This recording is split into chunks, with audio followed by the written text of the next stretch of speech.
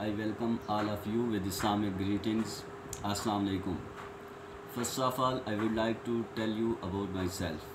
My name is Muhammad Asif, and I am doing BS Chemistry from University of Lahore. BS is a 4-year program. It has 4-year duration, and the purpose of this video to tell you about the scope of chemistry.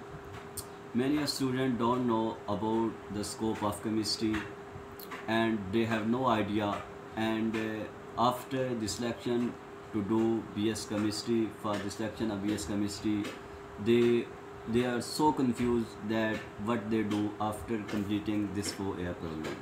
So I would like to tell you about this. So let I start. BS chemistry करने के बाद 4 साल का ये programme है और इसको करने के बाद हम मुख्तलिफ़ फ़ील्ड में जा सकते हैं। वैसे तो कोई भी ऐसा सब्जेक्ट जिसमें हम BS करते हैं 4 साल कंप्लीट करते हैं कि नहीं है, ऐसा कहीं भी नहीं है कि हमारे फ्यूचर में कोई मसला या कोई परेशानी बने। लेकिन कुछ सब्जेक्ट ऐसे होते हैं कि जिनको करने के बाद हमें ये वाज़िया मालूम होता है, दिख रहा होता है कि इनको इस सब्जेक्ट में 4 साल कंप्लीट करने के बाद हमारे ये 4 साल वेस्ट नहीं होंगे। तो केमिस्ट्री भी ऐसे ही सब्जेक्ट्स में से है और ये मेजर सब्जेक्ट है, केमिस्ट्री साइंस सब्जेक्ट है और इन सब्जेक्ट को सदाबहार सब्जेक्ट कहा जाता है क्योंकि इन सब्जेक्ट्स को कोई ज़वाल नहीं है। तो मैं आपको बताना चाहता हूँ कि केमिस्ट्री के 4 साल कंप्लीट करने के बाद हम सबसे पहले जो टॉप फील्ड जो है, टॉप जिसमें जा सकते हैं वो तो है टीचिंग।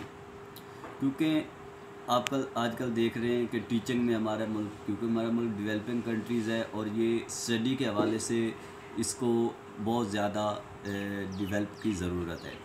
तो पाकिस्तान में टीचिंग के लिए, इस टीचिंग प्रोफेशन के लिए, टीचिंग के लिए बहुत से डायनामिक एंड बहुत अच्छे मतलब एक्सपर्ट लोगों की ज़रूरत है। तो अगर हम BS केमिस्ट्री कंप्लीट करने के बाद टीचिंग शोबे में जाएं तो हम अपना बहुत अच्छा कैरियर बना सकते हैं, नेम बना सकते हैं, फ्यूचर में अच्छा खासा कमा सकते हैं और इज़्ज़त की रोटी खा सकते हैं। इसके अलावा और बहुत सी फील्ड्स हैं जिसमें BS केमिस्ट्री कंप्लीट करने के बाद हम जा सकते हैं। जैसा कि आप जानते हैं कि CSS और PMS ये 2 एग्ज़ाम होते हैं और ये इन एग्ज़ाम को पास करने के लिए करने के बाद डायरेक्ट 70 स्केल्स की जॉब मिलती है। तो अगर इसमें कब देखें तो ऑप्शनल सब्जेक्ट्स में केमिस्ट्री का 200 मार्क्स का जो है वो आप देखते हैं सब्जेक्ट जो है वो ऑप्शनल एक सब्जेक्ट है केमिस्ट्री। अगर आप PMS या CSS करना चाहते हैं, उसमें जाना चाहते हैं तो 200 नंबर का ये एक सब्जेक्ट है। इसमें अगर आप 4 साल इसमें कंप्लीट करते हैं तो 4 साल कंप्लीट करने के बाद बाकी 11 सब्जेक्ट्स PMS या CSS के जो उनको कोई और चुन सकते हैं और केमिस्ट्री एक ऑप्शनल सब्जेक्ट के तौर पर इसमें 200 नंबर का ये सब्जेक्ट ले सकते हैं।